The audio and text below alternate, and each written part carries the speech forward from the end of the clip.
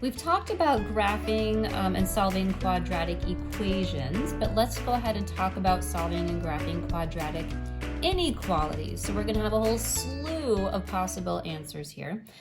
Before we go, just take a moment and review different notation, interval notation, what union and intersection means, and the different notation it means. And when we're graphing, an intersection means it's overlapping, so we're getting this overlap section, and graphing union means or, so we're getting these kind of outside pieces. So take a moment and review that, but we're going to continue. So AoPS section 15.1 is solving quadratic inequalities. So just to kind of review, there are two different types of problems that you can get. You can get a problem that looks like this. So I have a quadratic here, and I have y is maybe greater than or less than or equal to a quadratic. Well, this is going to be similar if I just replaced my inequality with an equality. Well, right here I have a quadratic equation. I know it's going to look like a parabola, and I can do various things to graph it. I can solve it, which means I can find where it crosses the x-axis, but this really means all of these points that lie on this parabola make this equation true. Well, how does that relate to an inequality?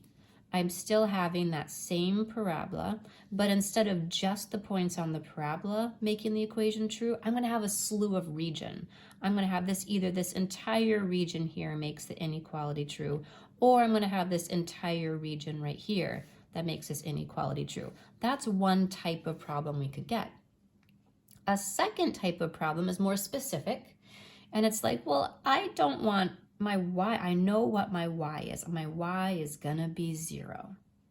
I'm just taking a look at what happens along my x-axis here, because that's what happens when y equals 0. So an example would be, well, y, or 0 is gonna be greater than or equal to blah, blah, blah, blah. This is going to be similar to this type of problem, replace my inequality with an equality. It's gonna be similar to a problem that's like, well, 0 equals x squared minus 4x plus 3. Oh, well, we have to solve this. How do we solve this? Okay, this one happens to FOIL out nicely to factor. I find that x equals 3 and x equals 1, and 3 and 1 is what's going to make this equation true. An inequality right here, I'm still going to get a region of x values only because I already know what y is. Y is 0. So I'm going to get a region. It's not going to just be two answers here for x. I'm going to get a slew of answers, but it's going to be a region along the x-axis because I'm trying to figure out what happens at the x-axis. Okay, so those are your two types of problems. So when we're going through this section, just kind of keep in mind, am I looking at a y is greater than or less than, or am I looking at 0 is greater than or less than? And so that's two different types of problems. Okay. Let's take a look at the first type of problem. Solving a quadratic algebraically. This is going to work when your quadratic is greater than or less than 0. So that means it's going to be this type. You're going to have a 0 is greater than or less than your inequality or your quadratic right there. Okay, so your steps, and this is going to make more sense when we do an example in a second. Step number 1, you're just going to find the roots. Where does it cross the x-axis? Step number 2, you're going to plot them on a number line, because really what you're doing is you're trying to figure out what happens at the x-axis, which is just really a horizontal number line. Step 3, on that number line, you're going to find the regions or the areas that are created by your solutions or your roots. You'll see what happens when we do an example. It's super easy. At step 4, you got two options here. The first option, which you'll see AoPS do, is you're going to create a chart for each region, and you're going to find which region makes inequality true. This is a little more of a complicated process. However, I do want to show it to you because we do it for more complicated problems that work really, really well. So this is a good strategy to have in your back pocket. Option 2, I think, is a little bit easier. It's your test point, and test point is just, I don't know, it works really easy for me. You're just going to pick an easy test point in each region, a nice easy one. You're going to plug it into your inequality just to see if it makes your inequality true. If your test point works, then all the points in that region, if you did your math right, should make the inequality true. So that's kind of a nice way. And then step 5, just write your results either in notation form or you graph it on a number line. Just depends on what the problem is asking you to do. So let's go ahead and see how this works in an example problem, and it'll make much more sense. Okay, so this is working through AoPS problem 15.1, and the problem says find all the values for x that make x plus 2 times x minus 5 greater than or equal to 0 that make this statement true. Well, right away I'm like, oh, okay, it's a 0, so I'm not looking at an entire region, of like all of these areas or parabolas. I could take a look here and I could expand this out and I could write it in standard form if I wanted to. I really don't need to, but this is just another way of showing this parabola. Okay, so step number 1, I want to find the roots. Well, since this is already factored out for me, yay! That's a really easy step. If it was written in standard form, I'd have to do a little bit of work to get it in factored form. But I know that x is going to be -2 and +5. I'm basically solving for x plus 2 times x minus 5 equals 0. I'm solving for this right here. So I have my roots. Huzzah. And I even kind of plotted what this parabola looks like. Here's -2, here's +5. My parabola is going to look something kind of like this. I know it's opening up. So there you go. Step number 2, I want to plot them on a number line. I'm really looking at what is happening at the x-axis here. So I'm just kind of ignoring this, and I'm just looking here. So I'm going to expand this out so it looks a little bit bigger. There's my number line. Hello. I'm just going to drop my 0. I'm going to put my -2 here and my +5 here. There we go. I plotted them. That's great. Okay, and here's my -2 and my 5. And I do know that since it's greater than or equal to 0, my 2 and my 5 are gonna work. They're gonna be included. Okay, step number 3, I want to create regions on my number line. You wouldn't have to redraw your number line. I'm just gonna go ahead and redraw it, just so it fills in my little chart here, but you could just do it on your original number line. Okay, the regions, well, I really have 3 regions here. I have the region that's in between, so this region, and then I have the regions that are on the outside. So I'm going to say this region here, I'm going to call it region 1. I'm just going left to right just because it's easy. So everything that's smaller than -2 is going to be region 1. Region 2 is going to be in between, right there, in between -2 and 5. Now technically I could do this if I want to be really specific. I could make these open circles and I'll just plot my actual points down here. This will make a little bit more sense later. I'm going to call that region 2. So region 2 is in between -2 and 5. And then where's region 3 going to be? Region 3 will be over here, anything that's greater than +5. So those are my regions that my roots broke my number line into. Boop, boop, boop. There we go. All right. Now I want to figure out what I'm going to do with these regions. Also, just remember your roots as well. What am I going to do with these regions? Okay, here is where, this is your AoPS strategy that you will see your AoPS strategy do. I want to make a chart. And let's see, I'm going to include region 1, region 2, region 3, and I'm going to include my little roots. So I'm going to put my regions on the top. You can put them on the left side as well, but I'm just going to put them on the top. Okay, so my first region is region 1, and that's when x is going to be less than -2. So that is region number 1. And I'm going to go left to right. Okay. The next place I encounter is actually at x equals 2. So that's actually my root. My next region is going to be this region right here, region 2. And x is going to be bigger than 2, but less than 5. Sorry, -2. -2, but less than +5. That looks bad. Let's be neat. There we go. And that's region number 2.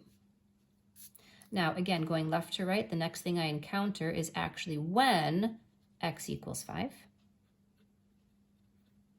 That's my root there. And then my next region would be region 3, and that's when x is greater than 5. And that is region number 3. So I have region 1, 2, 3, and I have where those actual roots are. Okay? Now I'm going to go back up to my original problem right here. I have x plus 2 and x minus 5. And I basically have two values here. I have a value being multiplied by a value, and that has to be greater than or equal to 0. Okay, well, what happens? I'm going to create some cases here. I'm going to look at this x plus 2 value. And what happens? I'm going to look at this x minus 5 value. And what happens? And then I'm going to look at their result when I multiply these together. So when I multiply this x plus 2 and x minus 5. So that's the result, their product. And I'm just going to make like a, does it work? And I'm just going to put smiley faces or frowny faces. So let's take this at a case-by-case basis. When x is smaller than -2, when I plug in anything smaller than -2 into this, what value does it make it? Does it make it positive, negative, or 0? Well, let's say I plugged in a -4. -4 plus +2, that's going to be a negative value. No matter what value I plug in, as long as it's smaller than -2 and I plug it in here, my answer is going to be a negative value. Okay, I'm going to continue on here. Let's see, when x is 2 and I plug it in here, what value do I get? Well, 2, I'm sorry, this should be a negative. There we go. -2 plus 2 is 0. Okay, that's going to be a 0. When x is between -2 and 5, goodness sakes, I'm missing like these little signs here. When x is between -2 and 5, well, anything bigger than -2 is going to make that positive. So that's going to be a positive. When x equals 5, well, 5 plus 2 is 7, and well, 7 is positive, so okay, yay. And when x is greater than 5, it doesn't really matter, it's going to be a positive, because anything, I'm just going to get a positive value here. I don't really care what the value is, it's going to be positive. Okay, let's do the same thing and plug these different values in for x minus 5 and see, do you get positive, negative, or 0? That's really what we care about. See if x is -2 minus 5 is going to be -7. Anything smaller than that, I'm going to get negative. I'm going to get a -7 here, so I get a negative. Let's see, when it's smaller than 5, well, 5 minus 5 is 0, but anything smaller than 5 is going to give me a negative, so it's going to be a negative. When x actually equals 5, I get 5 minus 5 is 0, so here's where I get a 0. Anything greater than 5 is going to give me a positive answer. Okay. Now I'm going to figure out their product, okay? When x plus 2 is multiplied by x minus 5, well, in this case, in this region, region 1 here, I'm going to get a negative times a negative. A negative times a negative is a positive. Okay. In this region here, at x equals -2, I'm going to get 0 times -7, which will give me 0. In region 2, I'm going to get a positive times a negative. So this entire region, this one's going to be positive, this one's going to be negative, so the product will be negative. At x equals 5, right here, I'm going to get positive 7 times 0, which will be 0. And in region 3, anything over here, I'm going to get a positive value times a positive value, which will give me a positive value. Great. Okay, my last step is, does it work? Well, I have to go back up to my original value, my original question, and I need to have my product is going to be greater than or equal to 0. I'm basically looking for positive or 0. Positive numbers and 0 numbers are okay. So let's go back up. Does it work? Is it positive? Yeah, positive works.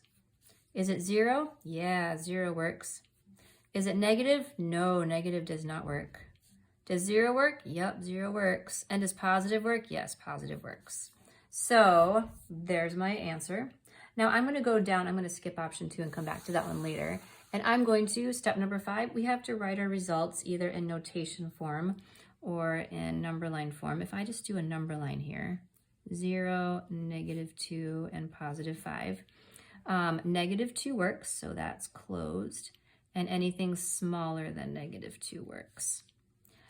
Going back up to my chart, anything in between -2 and 5 does not work, so that's no good. But anything 5 or above does work. So here's 5 works and above works. So there's my number line. All of these values make your inequality true. Yay! And the notation would be I'm going from -infinity all the way up to -2, and -2 is included. And it's an or, so that's your or sign. And then 5 is included, and that's going up to infinity. So there is your notation form. Okay, so that was option 1, creating a chart. This seems a little bit maybe excessive, but it is a good strategy to use for some certain types of problems later on. Let's go ahead and do option 2, which is pick a test point, which is a little bit easier. So what's going to happen is I'm going to go back up to step 3 where I had my regions on my number line. I'm going to go ahead and recreate that real quick.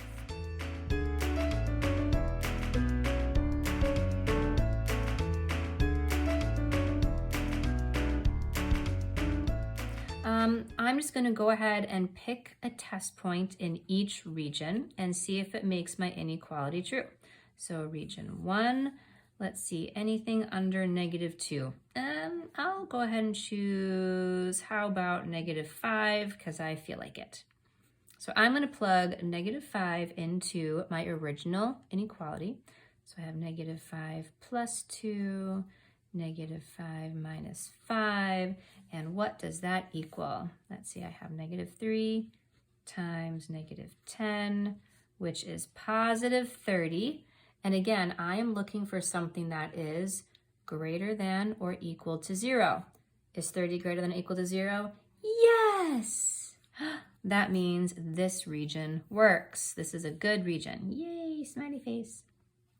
Let's go ahead and test for region 2. We already know what the answer will be, but let's see if it works. Region 2, I'm looking for any test point in here. I think the easiest one to probably pick would be 0. So I'll go ahead and pick 0. Let's plop 0 into our original equation. We have 0 plus 2 and 0 minus 5. That gives us 2 times -5, which is -10.